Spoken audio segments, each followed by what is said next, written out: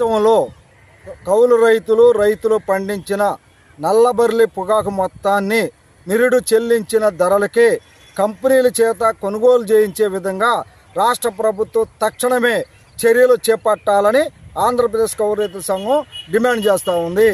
3 రోజుల క్రితం ముఖ్యమంత్రి చంద్రబాబు నాయుడు గారు మాట్లాడుతూ నల్లబర్లి పొగాకు కింటాని 12,500 రూపాయలు కొనుగోలు చేసి ఆదుకోవాలని ఆదేశాలు ఇచ్చారు.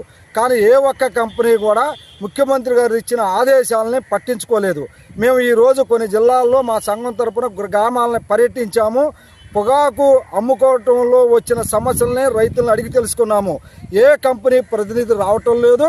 మంత్రి గారు కదా ప్రధానమంత్రి చెప్పినా మేము కొనుగోలు చేయం, మా ఇష్టం అని చెప్పేసి పద్ధతిలో తెగేసి కంపెనీలు చెప్తా ఉన్నాయి. మరి ముఖ్యమంత్రి గారు ఆదేశాలే పట్టించుకోనటువంటి ఐటీసీ కానీ జీపీఐ కానీ దక్కన్ లాంటి కంపెనీల మీద రాష్ట్ర ప్రభుత్వం చట్టపరమైన చర్యలు తీసుకోవాలని చెప్పేసి మేము డిమాండ్ చేస్తా ఉన్నాం.